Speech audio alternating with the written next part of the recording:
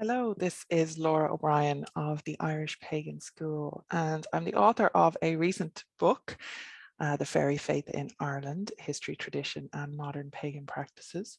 And I have been studying on Creideamh Sí, the fairy faith here in Ireland, our own folklore, our own native traditions and culture, my entire life really, because I grew up hearing the stories and I have a lot of personal experiences. I have a lot of scholarly research under my belt, and I have a lot of anecdotal evidence from other people here in Ireland who have had personal first-hand experiences with the Sidhe. So I think all of that more or less safely qualifies me to talk on today's topic, which is about the accusation that if you have a negative view of the fairies, that it's because you're coming at it with fear, or that you're kind of projecting your own negativity. And if you meet them with fear or negative, anything other than love and light, basically, then that's the experience that you're going to have. And this is very indicative of the neo-pagan tendency to view everything, gods, guides, guardians, Sidhe, ancestors, spirits, nature spirits, everything, to view everything as merely projections of what we believe in our heads. Okay, so there's no sense of the reality of these beings and entities within a lot of modern contemporary pagan or neo-pagan practice. And that's a big problem, actually. And we have, I'll speak for myself, I have run up against this on multiple occasions, where people who are mostly US based, but often in Britain as well, will tell me that if I just wasn't being so negative, that I would be having, very positive experiences with the Sidhe, ignoring centuries and more of cultural experience and recording and patterns and wisdom that has been passed down from my ancestors here on this island.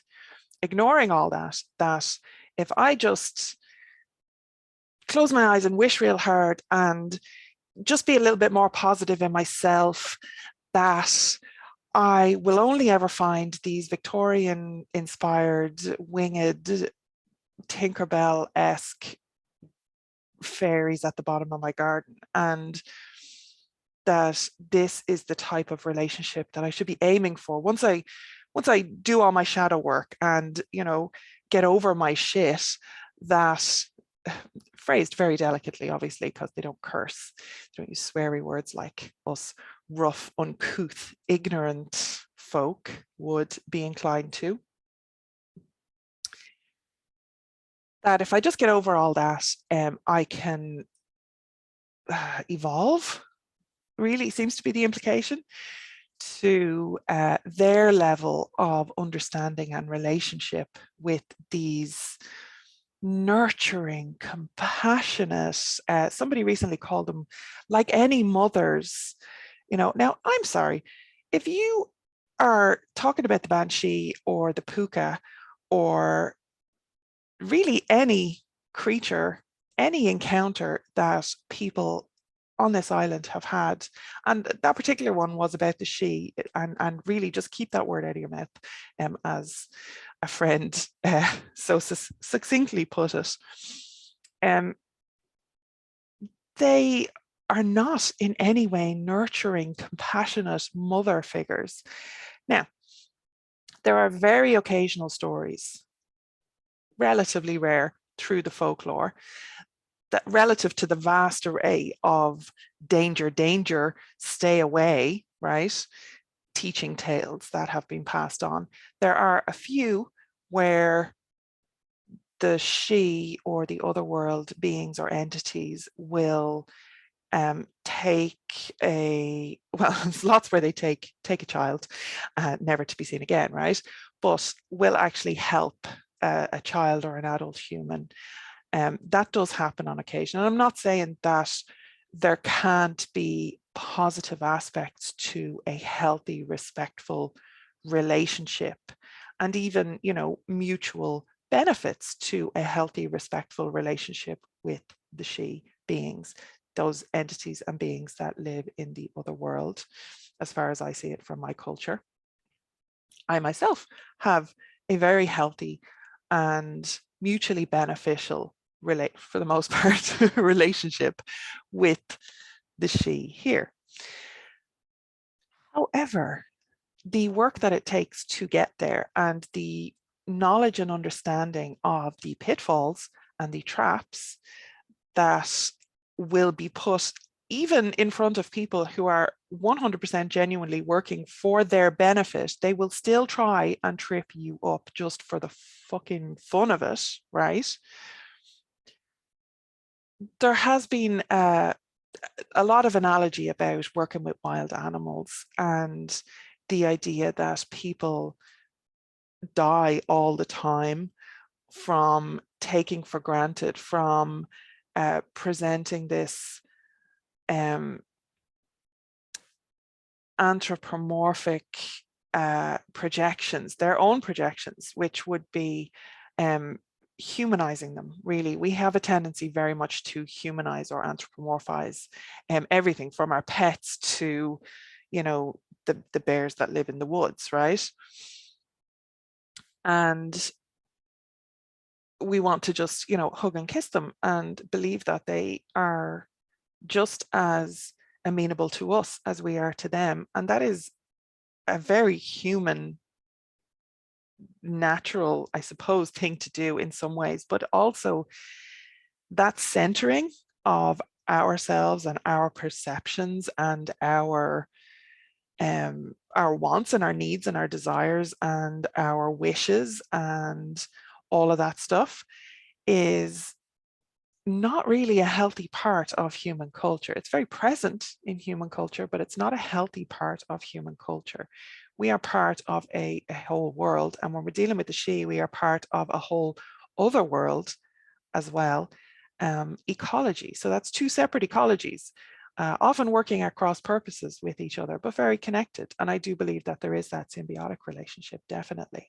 But again, finding that balance and finding that right relationship is something that, again, within our culture was very much a trade here.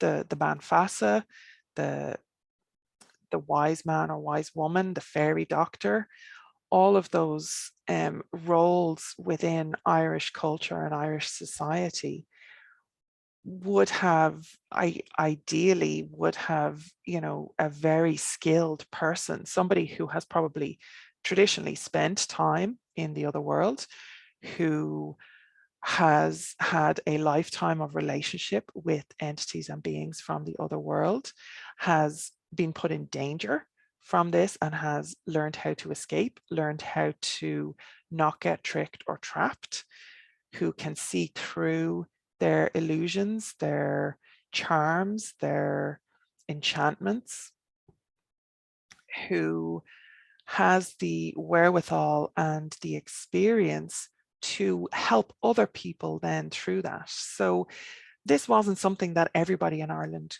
could do or wanted to do, because it took a lifetime of dedication to this. So there are certain people who are willing to devote that time and effort and, you know, research, gathering stories in the old days, and in modern days reading our books and reliable internet sites that deal with databases of Irish folklore, such as duchas.ie. The school's collection over there is a mine of information, and reliable scholarly works on the topics, as well as, of course, firsthand experiences. And again, gathering those stories, whether that's in real life or digitally in our modern contemporary age. So all of that takes a lot of work. And I am just really, really sick of the presumption from people outside of this culture that it's easy if you're some kind of like self-professed evolved being, you know, light worker, somebody who's not so negative, you know, has to focus on the positive all the time. That is called toxic positivity, and it is a bad thing within neo-pagan spirituality, and I suppose all modern spirituality in the Western world, as we New Age spirituality, shall we say. Toxic positivity is not fucking healthy for anybody. It's not realistic, and it's not something that we should be promoting or be allowing promotion of within our spaces. We really, really need to understand that there is projection going on here, and there was projection since the Victorian times onto these powerful, magical, otherworld inhabitants and beings of, you know, many and varied tribes and types within that otherworld ecology. And that Victorian projection onto them to infantilize them, to make them a thing for children, or in the from the Irish perspective, it was viewed as ignorance, it was viewed as stupidity, it was viewed as, you know, uncivilized. All of this colonial bullshit is also tied up in that. So please, please, please be aware. Take a class. I have a class at the Irish Pagan School, Timeline of Irish History, and get yourself some cultural contextualizing for where a lot of these attitudes that you have soaked up your entire life, whether you're again in Britain or in the United States of America, you have been bathed daily in colonial bullshit. So you really need to check that and be aware of that, and stop projecting it onto Irish people doing our thing with our native traditions, and keep our terms out of your mouth. And, you know, whatever you're experiencing is your own business. I'm not saying people can't experience, but stop fucking presuming to tell other people that you are correct when you are so far off base. You're correct and they're wrong, right? When you're so far off base from the culture that you claim to be channeling from, right?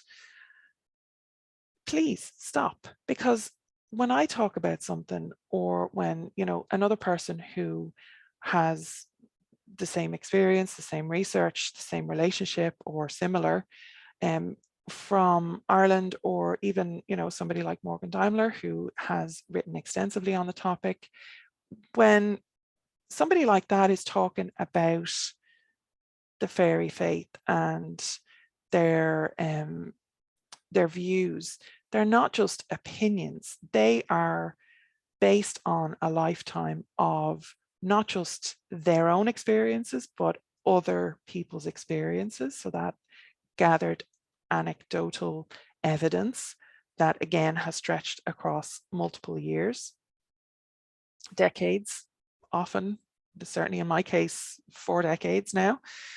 And also then extensive scholarly research into the tradition and into the patterns and the foundation that makes up that tradition. So those opinions are not equally matched. Okay, I mean, you're really not on a level playing field there. So coming in and presuming to correct somebody like that is not okay. All right, and I just wish that it would stop. And that has been my rant for today. This is why I'm the bad cop here on the Irish Pagan School. But don't worry, tomorrow you'll get the lovely John, who will teach you wonderful things about Irish mythology. So do tune in every day for the Irish Pagan School updates here on the YouTube channel. Here in 2022, we are doing daily videos for the first 3 months of the year at least. And we're doing our 90-day challenge. That is 3 months of daily content. And we're flipping it between myself and my co-founder and partner, John O'Sullivan. So check out the links below. We have loads of classes at the Irish Pagan School.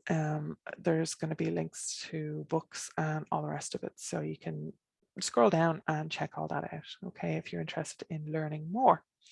So slán go fóill, and thank you for your time and your attention as ever. And I will see you in the next video.